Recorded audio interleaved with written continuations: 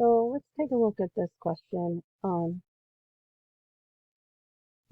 going to discuss how to sketch a graph of a linear function. So this says we have a linear function, and it says v at t is equal to negative 10 over 3 t minus 11.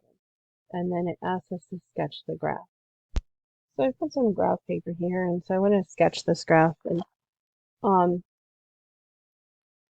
now, when I'm graphing this by hand, what I'm going to do is I would plot negative 11 on the y-axis.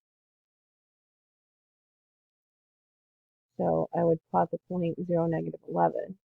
So now I know these are not labeled. I'm going to say these are 1 apart. So 1, 2, 3, 4, 5, 6, 7, 8, 9, 10, 11.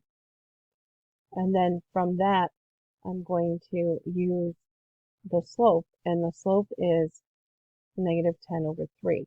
And this, you can use it as the rise over the run and plot from there. Now, if you're using the slope to plot the next point, you could fall 10 and run 3.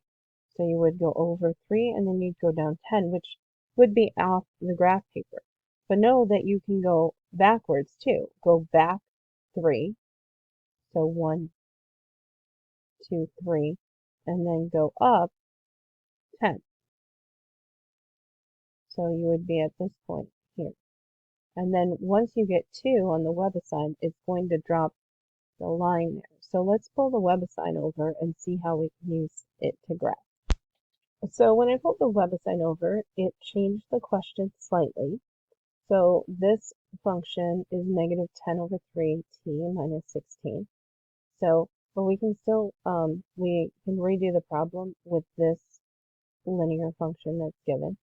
So on the WebAssign, in order to sketch the graph, I have to use the line tool. And so I'm going to select this line tool, not any of these. I want something that has 2 arrows at the end. So make sure you highlight that one. And then you are going to choose the points. So on this one, I'm going to choose negative 16 on the y-axis.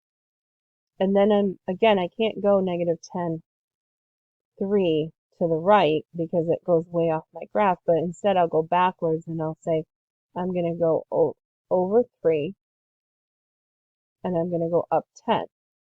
So that would make it up 10 would be right here. And then I want to make sure as soon as I click the second point, it automatically draws the line. I can also check by clicking the line over on the right hand side, and it will tell me the points that I graphed.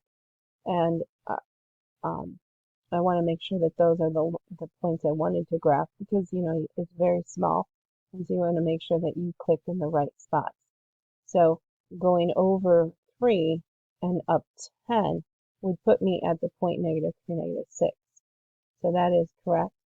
And now it says to find the slope. Well, the slope is the coefficient. This is put into that mx plus b form. The slope is the coefficient on the variable.